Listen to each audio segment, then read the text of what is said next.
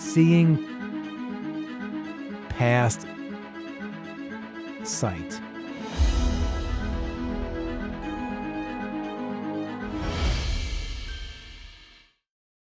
Hello, everybody. It's Mark Farrell. Thank you so much for joining us, and welcome to Foreseeable Future Foundation FaceTime.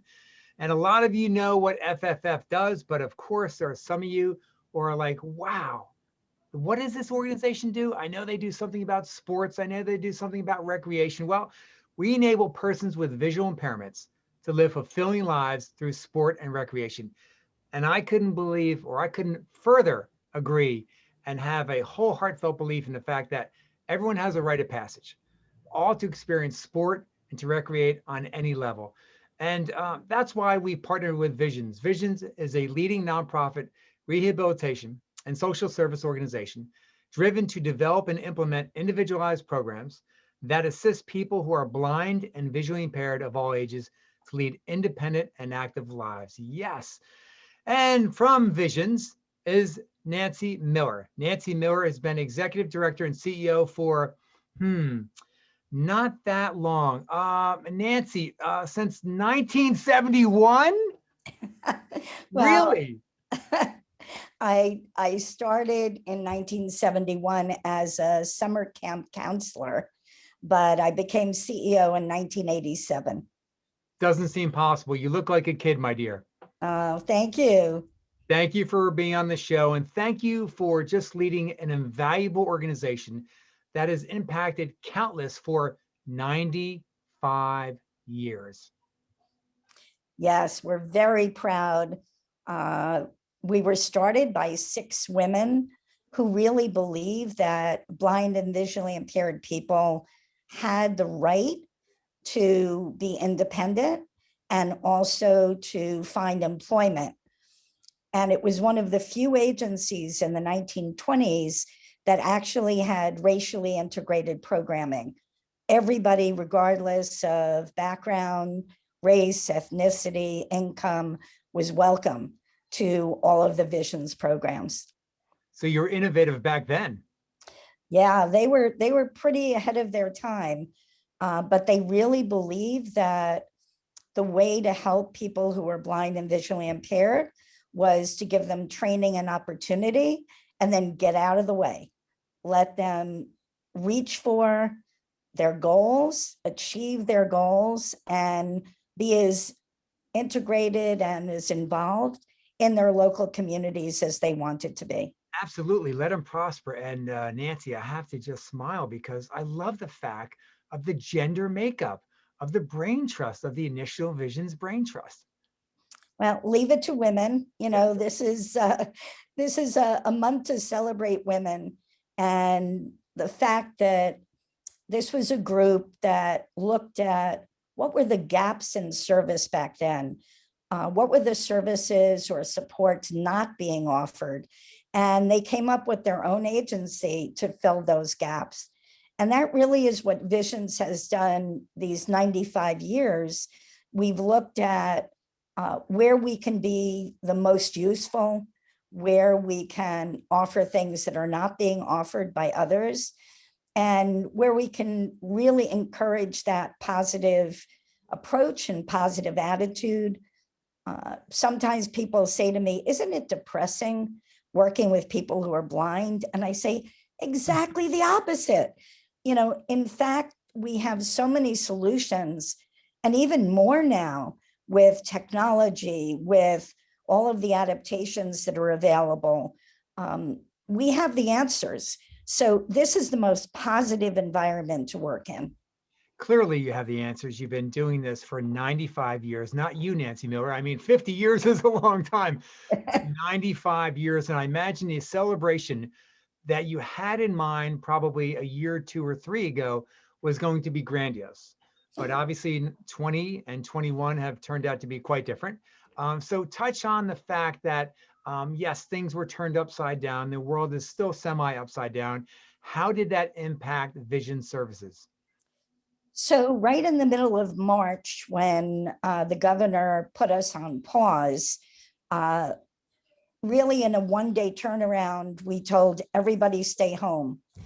And we started sending out technology, laptops, computers, printers, accessible software, whatever our staff needed in order to be able to work from home. We just basically asked them, what do you need? What don't you have? And how can we keep you working? We had no layoffs. We had no furloughs. We had no reduced salaries. We just said, we're going to figure this out. We're going to find a way to continue to provide services. Unfortunately, because we were closed for 3 months, there were services that we could not provide, particularly the services that we provide in the home. So we had to figure out ways of providing services to people who needed in-home rehab to do it virtually. And some of those services we were able to figure out. By example, we might drop off some equipment or devices at the person's home at their door. They would pick it up, bring it inside, and we would either do training through the window by giving phone to phone instructions, or if the person had access to a computer, we started teaching the people that we work with, our participants, teaching them how to use Zoom, how to use Google Meets. Many of the people we serve, since they are primarily low income, did not have the technology at home. So we were doing the teaching by phone. You know, we even had to buy phone cradles for some people that actually had landline phones. Wow. Who didn't have and still don't have smartphones or cell phones. Understandable. But our in-person services returned in July. Yay. Started going back in the home. We reopened our overnight residential vocational rehabilitation center, and those services started again in July. And by August, when we usually serve families with blind children, much to my surprise, we had 23 blind children and their family in August that came in person and stayed overnight for the 3 weeks of training. Fantastic. And we asked the parents, you know, aren't you worried about COVID? I mean, we had all the protocols and safety procedures and masking and social distancing and temperature. And what they said was, we need to be around other people. We need to be around other parents. Our children need to be around other children, and we trust you. If you tell us it's safe to come, then we're going to be here. And not one single person got COVID because of our in-person overnight residential programs. I imagine not only in August, yeah, but till now, we have not had a single case of COVID that we can track to our programs or services. Outstanding, Nancy. Obviously, your protocol is incredible. Great for you and great for the parents to realize that, you know, it's not only as important for people to be together, for kids to be together, but when you have a struggle, when you're learning to adapt and or maybe learn Braille, whatever the case may be, it's vital not to miss those 2 or 3 months and or just to feel the camaraderie of kids the same age going through similar experiences. Yeah, it's really profound. And what we find is part of our training is having the parents actually go under blindfold and try some of the tasks, some of the games, some of the sports that their kids are doing. And afterward, we always schedule a social work counseling group because the parents come together, half of them are in tears, and they say, I never really got it of what my son or daughter was going through. And now I get it. Now I understand why you say to me, I'm going to teach this skill, but you have to reinforce it. You know, if I'm teaching my child, if my child is learning how to do something independently, if I do it for them, I'm taking away an opportunity. And the parents didn't really get it until they actually had a simulation, some idea. And then we encourage them to sit through the skills training. They can be there with their child. They can be the one that is actually demonstrating some of the non-visual techniques. And the results have been so much better by having families required to be involved. We don't give them a choice.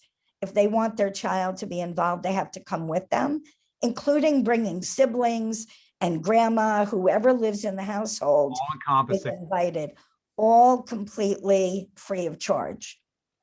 Underscoring that, free of charge. Visions is free of charge. So there has to be some criteria met, mostly a referral for eligibility from the New York State Commission for the Blind. Is that true, or is that not always the case? So 50% of our referrals come from the New York State Commission, but the other 50% come from social workers, nurses, pediatricians, Doctors. occupational therapists. The group that doesn't make a lot of referrals, interestingly, are eye doctors. And when we ask them, why don't you refer? Honestly, they give us two answers. They say, number one, we're not social workers. We don't know what the resources are out there. We don't know how to pick which is a good agency to go to. So we're uncomfortable. And number two, the professionals that work in the field of blindness are not licensed in New York State. And without that state licensure, ophthalmologists are very reluctant to refer. They would much rather refer to an occupational therapist or a physical therapist, but they're not the ones who actually know how to provide the best vision rehab because they don't have that specialized training. So that's a nut we're trying to crack.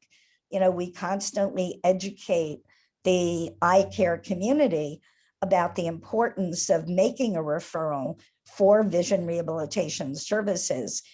Nationally, less than 5% of people with blindness or severe vision loss ever access vision rehabilitation. I'll say that again, less than 5%, which means that there are 95% of people who could benefit from the services that Visions provides free of charge never get to us. That's a shame. I mean, that's a very, very low number. I'm really surprised about that. I mean, with such the myriad of services and valuable programs that Visions offers, let's actually segue to that right now, because technology has never been more abundant on our planet, certainly in the last year and a half or so. So technology, assistive technology, I mean, with all your years in the field, Nancy Miller, obviously this has reached a point where, I mean, technology, I say when I speak to persons with disabilities, no one ever wants to be disabled. But if you're blind or visually impaired, there's never been a better time to access assistive technology. Would you agree? I agree. However, there's a real divide between blind and visually impaired job seekers or people who are looking for employment versus the older blind population, because the state and the federal government will invest in technology for students who are in school or for blind or visually impaired job seekers.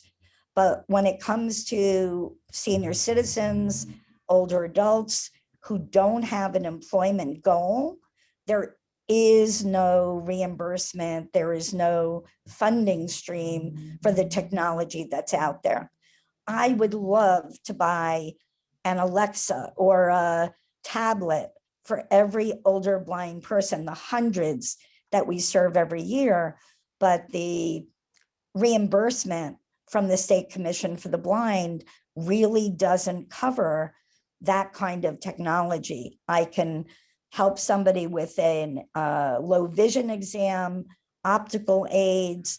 I can help them with kitchen devices or devices they might need for mobility, But when it comes to true assistive technology, there is no funding stream. And it's something that we've been advocating with state government to either add the older blind population to the generic older population, but make sure they get the specialized device, the software, and the training that they need. Because if you just go to a computer store and pick up a device, they are not necessarily going to know how to train you as a low vision person or a person who is blind. They're not familiar with JAWS or Zoom text or Magic. They don't always know all the accessibility features that exist. And they certainly don't know the training that you would need in order to best use Zoom or Google Meet. It requires knowledge of what are some of the ways that blind people can most easily use that technology. So we keep advocating. We know that it's been a tough economic scene for both the city and the state, to say the least. To say the least, but a lot of stimulus money is coming to New York.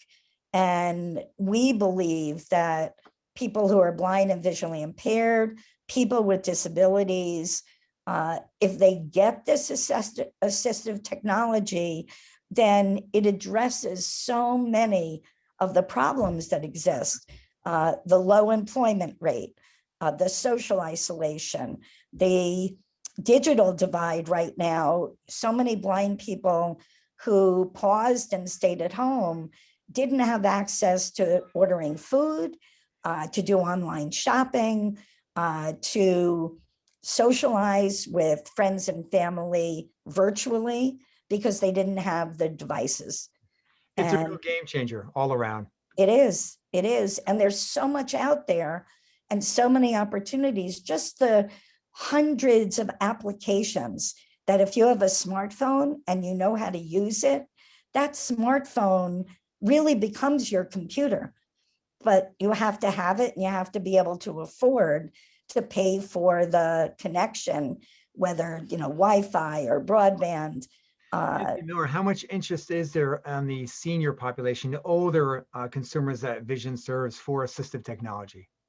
It's very high, surprisingly, but not so much getting a laptop, much more how to better use their smartphones if they have one, how to use a device like Alexa where you can voice what your needs are and you can search the internet through Alexa, that type of device, and also tablets. Tablets are so much easier to use. They don't have all the functionality, but for an older blind person who has a limited amount of needs, it would be a perfect solution. So job placement obviously is another vital program that you have. Teen programs, in-home training is gonna certainly been on pause, but for teen programs, obviously that's a vital juncture for teens in their life. They're going to possibly a specialized school or going into the job force or a 2-year or 4-year college. Talk about the programs and how they can prepare a teen for going whatever direction or avenue they are headed for. So I'm going to start a few years earlier. New York is one of only 2 states that gets federal money to start career awareness at age 10. Wow. So we start exposing blind kids at age 10 to all the different careers that are out there. Beautiful. It's really important for them to know the range so that they're not pigeonholed into, well, this is a blind profession, the way it used to be where you were a piano tuner or a massage therapist or, certain jobs that, working at Kodak in the dark room, those were blind jobs. Well, there are no, quote, blind jobs anymore. Blind people can do anything sighted people can do. Absolutely. They just do it with some type of adaptation or an alternative to doing it visually. And so we want those kids to get exposure to all the jobs that blind people are doing: blind doctors, blind lawyers, blind social workers, blind teachers. We have examples and we have volunteers who are from the blind community who talk to kids about what their job is, how they do it, what they needed to do in order to be successful. Like a lot of young people, especially teenagers, they all want to be the next Stevie Wonder. You know, they all want to be a rock star. Bring it on, right? Bring it on. And we all say, you know, it's great to be involved in the arts, but have a backup job. And with Spoken like a COVID, mother. yes, with COVID and all my friends who are in the music industry who just completely lost their income, Sure. 100%. So, you know, we want to be realistic, but we want high expectations. Nobody should be pigeonholed into a job that somebody else is telling them they should have. They really need to have the opportunities to find their own niche, their own place. So we start very young, exposing them to different careers, exposing them to working blind people and getting them to know who they are and what they do. And then as the children get older, we start doing job shadowing. We start doing opportunities for internships so they can actually be in a work site similar to what they think they might want to do when they graduate. And one of the special programs that we have that we do in conjunction with the Commission for the Blind is we find that there are many blind students that graduate from high school, do not go to work and do not go to college. They finish school and they sit home.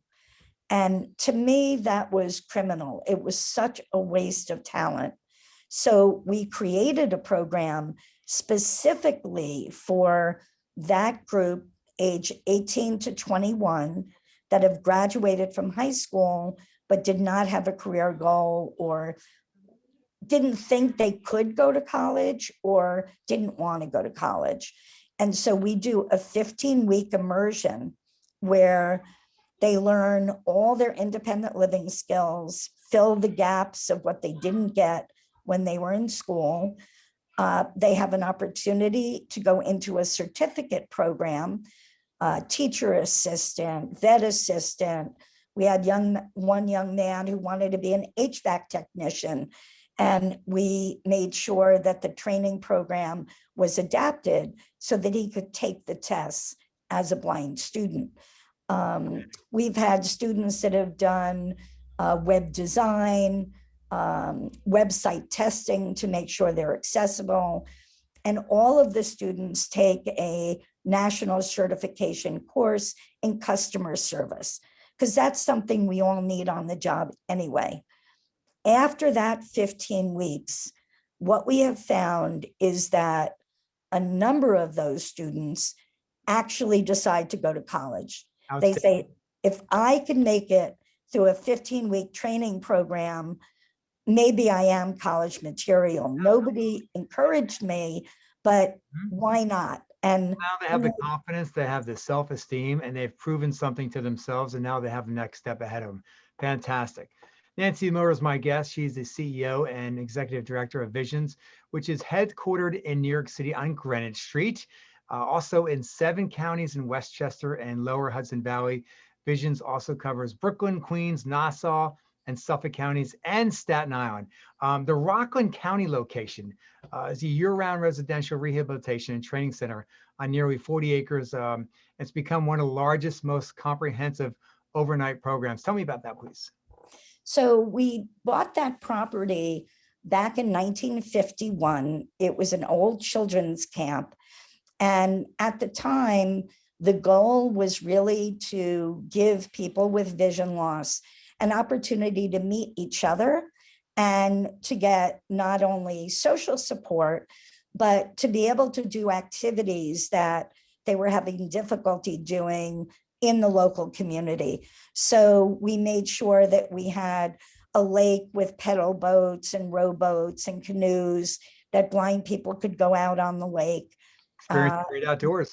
Yep, we had accessible pool, which is actually wheelchair accessible, so that people can go in the water. It's summer only, the pool, it's outdoor pool, but it gives people a chance who normally don't get a chance to go to a pool to actually develop their swimming skills, and we teach kids how to swim.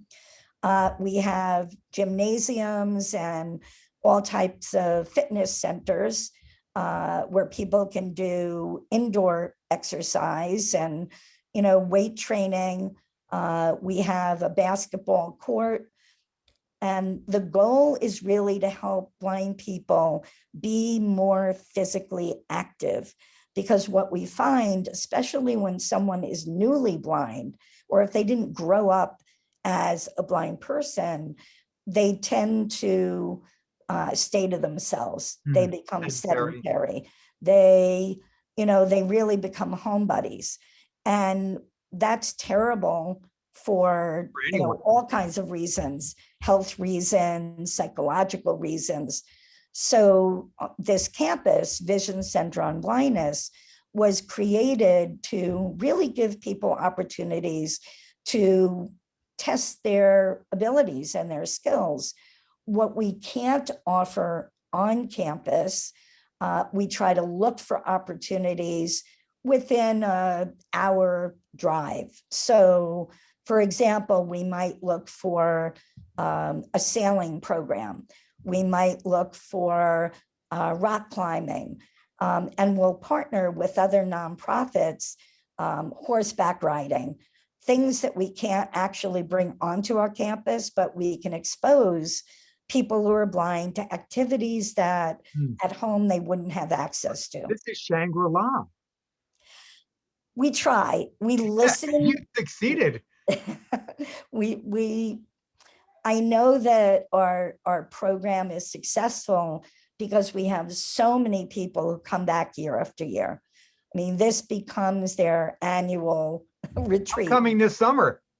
Please. Are you kidding me? Absolutely. Let's celebrate the 95th in your pool. Absolutely. You're welcome. You're invited. So tell me about a full circle story, Nancy Miller. I imagine that you've had students go through the programs that you mentioned, go to college or different avenues in a professional career, and come back to Visions and our employees.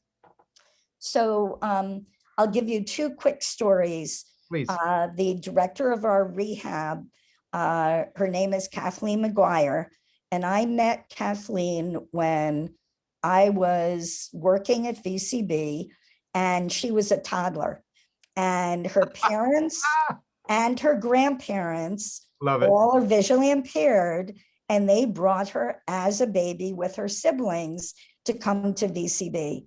Well, Kathleen grew up and ended up getting a master's degree in vision rehab therapy, and worked as a therapist, and came back to Visions to work for us, and is now our director of rehabilitation and outreach. So it really is a lifelong connection that we have. And I'll give you the example of Michael Cush, who is senior director of workforce development. And Michael started with us as a workforce intern. He was looking for a job change, and he came and interned with us. Well, 15 years later, he is now running our workforce program.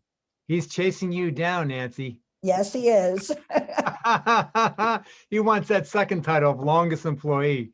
Fantastic. Great. Well, our longest employee has been with us for over 35 years, consecutive years. Incredible, incredible. How many of the vision consumers have multiple disabilities? About 50%. It's a pretty high, percentage. Some are more mild, others are really game changers. We're working with a lot of children now with cortical visual impairment, which is neurological vision impairment. The eye itself is intact. There is nothing physically wrong with the eye, but the message from the eye to the brain is not working properly. And working with those children is sort of similar to working with somebody who's had a stroke, more than it is somebody who has glaucoma or macular degeneration, one of the other more common eye diseases. It's being better diagnosed now. So we're able to provide better training, but that's a real growing population. We also see a significant number of blind children who are on the autism spectrum. So we're working with kids who are dealing with social difficulties. However, some of those young people are really on their way to employment and will make fantastic employees, including some on our own staff now. Absolutely. Just finding the right fit is perfect. Exactly. That's a challenge for everybody. It is, but I think that's what distinguishes us from some of the other workforce agencies where they're just looking for numbers of people to place. We're looking for what does that person uniquely bring to an employer that will make them a great employee. And it's got to be a great match. Yeah, you just don't want this to be a year-long job. You want this to be a career. Yes. Yeah. Or at least to test a career. Sure. To see if it's what the person wants. Talk about another vital component that Visions is invested in terms of educating the community about blindness. So today I did a presentation to the social work staff at one of the large hospital networks. And it was almost like speed dating. They had a whole day and every nonprofit agency had 15 minutes to make a presentation to their social work team. I thought it was a great idea and it was a great way of using virtual training. But what I realized is that people who don't come into contact with people with vision loss have so many stereotypes and misinformation, and they focus on what the blind person can't do instead of focusing on what the blind person can do.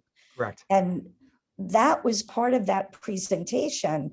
And the presentations that we give to the community is, here are people who want to be involved and just need the opportunity, those chances that enable them to contribute back and to shine. We give those examples often by blind people who work at Visions, but not just blind people. My dance instructor at our senior center is in her 70s, blind and hearing impaired, and she teaches dance. And feels the music. I love it. This is her passion. She's been dancing even before she lost her vision. She found ways to teach even with vision loss and hearing loss.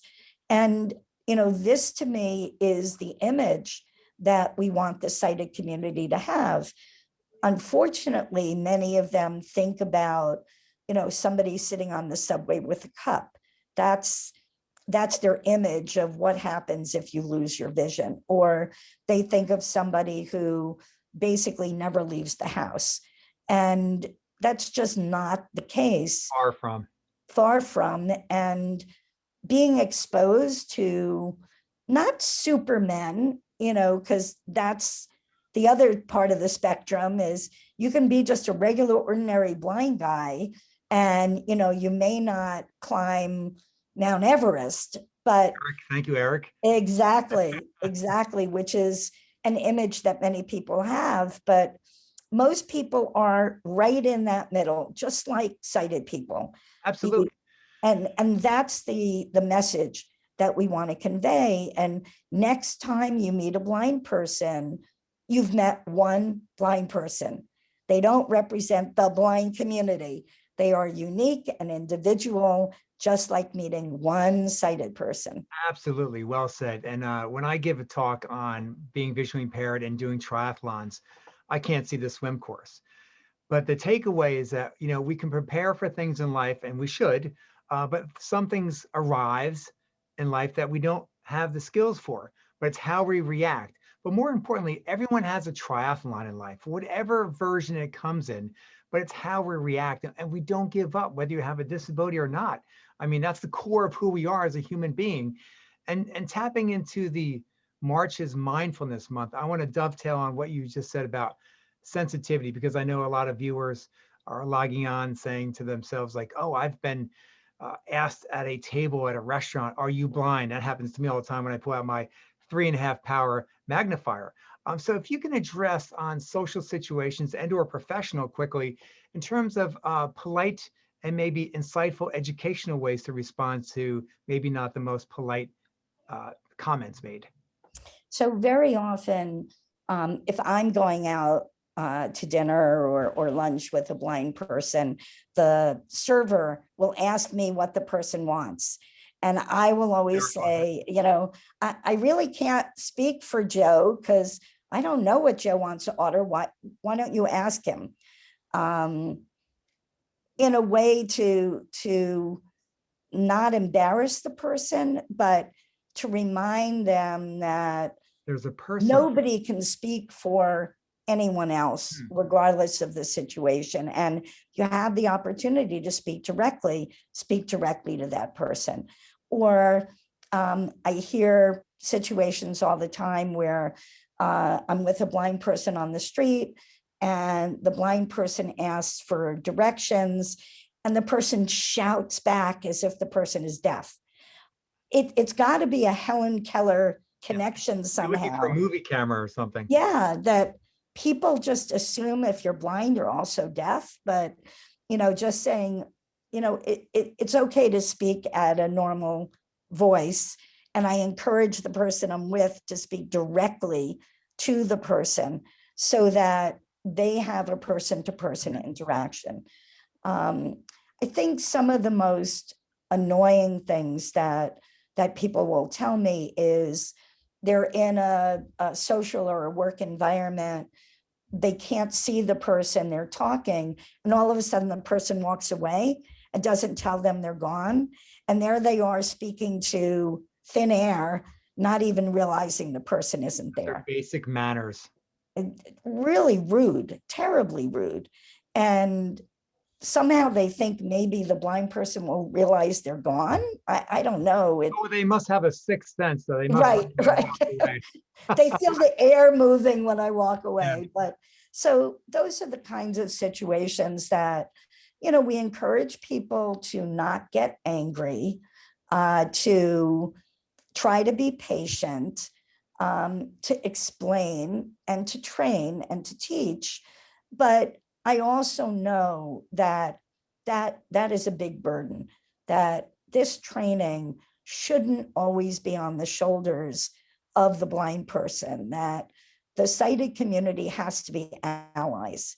And one of the ways we can be allies is to do as much general public training as we can so that people are more comfortable being around blind people, which means they'll speak to them directly instead of speaking around them or only speaking to the sighted person who's with them. It sounds like a great opportunity for anyone who's in college right now who wants to do a thesis on a free media campaign on how to speak with somebody with a disability. Absolutely. Disability etiquette. This right now. Yeah, it's there are so many different ways that we can give understanding to a community that may not have experience with blindness. I don't think it's meant to be demeaning. Yes, most of the time I think it's lack of education rather than ignorance. Yeah. And, the more we can model, the more we can, be natural. If I'm walking with a blind person and I give them my arm, I make sure we're walking along with confidence so that anybody who sees us, sees us as chatting with each other the same way you would with a sighted friend. People will ask me, all kinds of like really ridiculous questions like, well, how does a blind person brush their teeth? I'll say, well, with a toothbrush. It's Next. somehow people don't think past their question. They probably could answer it, but they get flustered by somebody who's different. And they either avoid it, or they get stupid, or they really would prefer not having to deal with it at all. This is the same person that wears a mask down below their nose. Exactly. Hey, You Nancy, gotta live with I'm going to them. have to go soon because I just found out that when I shop on Amazon, a portion of the proceeds could go to Visions. That's right. So if you shop on Amazon Smile, um, you can select Visions as your favorite charity, Ah, yes. and a portion of everything, it costs you nothing, but a portion of the amount that you spend is given back to Visions as a donation. Outstanding. Nancy Miller, thank you for your time. But before we let you go, we want to have the voice of the general public be heard. A few questions for you. Helen Murphy from Chelsea, who's not too far from you, wants to know, will there ever have door-to-door fresh produce? Oh, I love this question. And pantry each week sent to their apartments for free. Most are low income. Thank you for taking my question. So I know Helen Murphy quite well. Mhm. Helen is a participant in our programs. And unfortunately, we don't have a source of regular produce to be delivered to Sellis Manor, which is the apartment building in Manhattan that houses people who are blind. But I must thank Speaker of the City Council, Corey Johnson, because he and his staff have arranged for fresh fruit and produce to be donated to the tenants in that building whenever they have access to it. So very recently, there was a farm that delivered fresh strawberries and fresh zucchini to the building. And Vision staff arranged with the Tenants Association to have that distributed to the tenants in the building. So I totally agree, especially during COVID, when people aren't going out to shop. Want to be healthy. It's really important. And we do try to help people with food insecurity and make sure that they're getting home delivered meals that are arranged by the city. Unfortunately, they're not always the most tasty, or it may not meet all the needs, but we'll do what we can with the resources we have. Fantastic. Maria from Manalapan wants to know, with all the most common disorders, macular degeneration, RP, Stargard's, we wouldn't hold you to this, but do you think there are cures in the next 20, 30 years? And are you more hopeful now than you were 20 years ago? Yes, yes, yes, and yes. Yes, yes. Because there are gene therapies that did not exist 20 years ago. They're not around the corner yet, but I would say within the next 20 years, there are going to be treatments that will Viable. either restore or at least improve people's vision. I think also the brain implants, and again, it's not vision as you might have known it if you had normal vision, but there will be brain stimulations that will give you facsimile of vision that will enable you to see shapes and colors and outlines. That's happening right now. Many people have actually gone through the clinical trials and have had some type of vision restored. It's similar to the cochlear implant, which is not hearing, but it's a facsimile of hearing. And I think that is going to happen. I think there are going to be certain diseases that are going to be treatable that are not treatable now. Nancy Miller, what is your perspective as an individual and as an individual that's been leading, that is the head of an organization that's been around for 95 years that specializes in vision? Do you think the government does enough in terms of financially funding organizations such as yourself, and or research, and or practical terms in terms of doing more tests for NIH, et cetera? No, I think the government has a long way to go in supporting what turns out to be, great outcomes. If we had more money, we could serve more people and help people achieve their goals. Right now, our major funding source is the New York State Commission for the Blind. And they get a limited amount of federal dollars that increases, very small amounts every year. And yet the number of people who are experiencing legal blindness or near total blindness is increasing, mostly because of the aging of the population. People are living longer, and the older population is experiencing vision loss. But even amongst young people, babies that wouldn't have survived are now surviving, but they're surviving with multiple disabilities. And absolutely not enough is done for those children to have the kind of future that they deserve.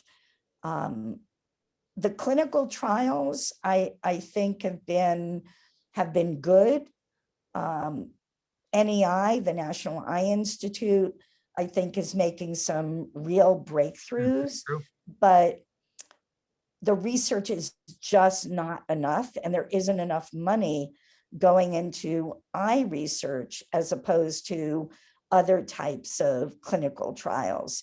And I think that would be an area that, in addition to helping people who currently are blind and visually impaired to reach their potential, there has to be another side that's doing the research that would help either treat or eliminate some of the eye diseases that exist right now. You hear that, Bill Gates? That's right. We need a champion. We need someone. So your budget is roughly around 10 million a year. You're servicing about 7,000 consumers. Staff is about 150 full and part-time. So you're running pretty lean. So every dollar is accounted for. It would be great if your budget was expanded. Hopefully some of the stimulus money can come your way. Well, we made it through last year because we were able to access a Paycheck Protection Program grant, a loan that turned into a grant. That was $1.16 million. If we had not gotten that federal grant, that would have been our deficit. So, it made us whole, and it meant that we could keep our staff, keep everybody working, keep our services running. Not every nonprofit was able or eligible. And then we just got a second paycheck protection loan because from April, May, and June, that one quarter, our revenue dropped by 34%. And that was devastating to us. That's huge. So, and it's still lower than it was prior to COVID, because there are still some in-home services that we're not able to provide because the blind person doesn't want us to come into the home yet. They want to wait to be vaccinated, or they're just not ready. And so the number of people we're serving in the community has dropped, which means our reimbursement has dropped. But thank goodness we're kept whole because of that special Paycheck Protection Program money. Yeah, it's a big saving grace, big saving grace. Nancy, we're almost out of time, but finally, I want to ask you for all the programs that you mentioned, including the summer program. If someone knows of someone going through vision loss, whether they're older in years, because vision serves everyone from birth to death, how should they contact Visions?